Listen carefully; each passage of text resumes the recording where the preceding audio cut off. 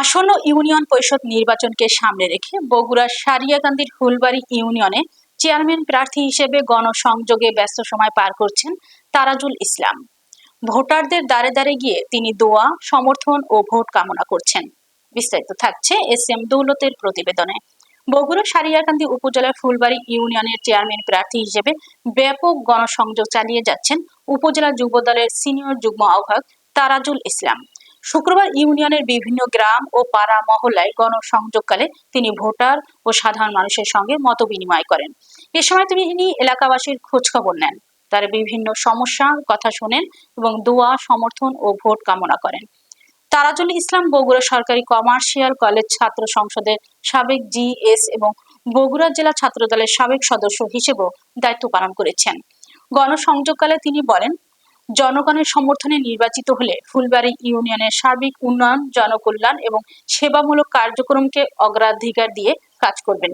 তিনি আরো বলেন, ফুলবাড়ী ইউনিয়নকে একটি আধুনিক, উন্নত ও জনবান্ধব ইউনিয়ন হিসেবে গড়ে তুলতে চান। জনগণ আমাকে নির্বাচিত করলে দল মত নির্বিশেষে সবার জন্য কাজ করব। ইউনিয়নের উন্নয়ন পরিকল্পনার সাধারণ মানুষের মতামতকে সর্বোচ্চ গুরুত্ব দেওয়া হবে।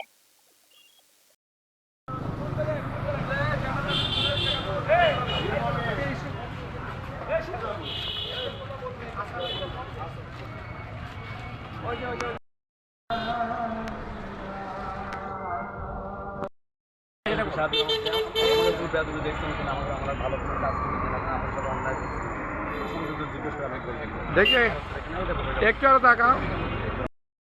সারিয়াকান্দি উপজেলার মধ্যে সবচেয়ে বৃহৎ একটা ইউনিয়ন, সেটা হচ্ছে ফুলবাড়ী ইউনিয়ন, যেখানে 33,000 প্লাস ভোট।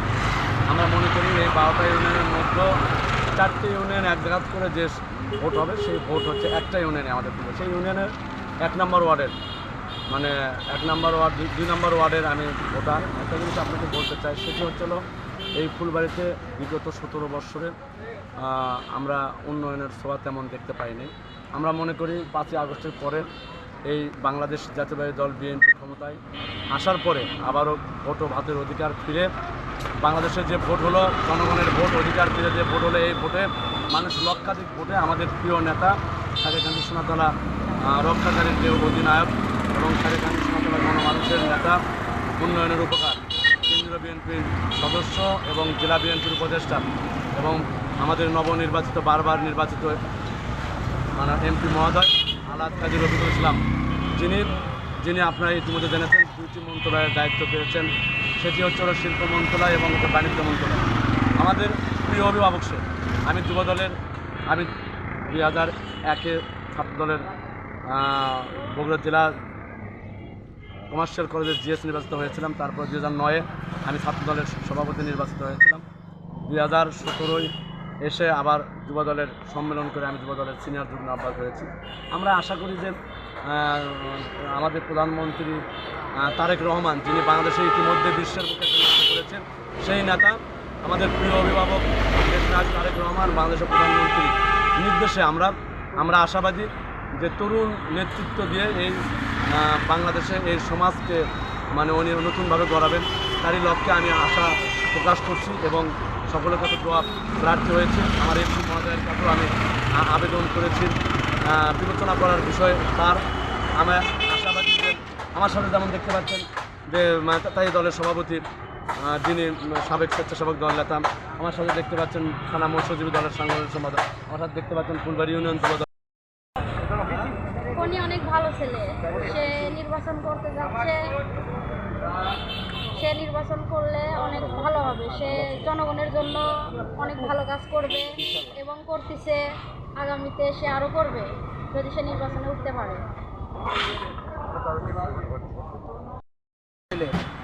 ওনার ভোট আছে অনেক, ভদ্র ছেলে, সামাজিকভাবেও তিনি খুবই ভালো। আশা করি ইনশাল্লাহ উনি চেয়ারম্যান পদে দাঁড়াবে বিএনপির পক্ষ থেকে, উনি বিপুল ভোটে ইনশাল্লাহ হয়ে যাবে। আমরা তাকেও সহযোগিতা করব, হয়ে যাক। আমাদের ভালো ছেলের দরকার, এই এলাকার জন্য একটা ভালো কাজ করে, এটা দরকার। হ্যাঁ, তরুণ যারা আছে সবাইকে আমরা বলে দিচ্ছি, আপনারা এনার জন্য থাকবেন যাতে হয়, আমাদের চেয়ারম্যান যাতে হয়। এইরকম ছেলে আমাদের দরকার।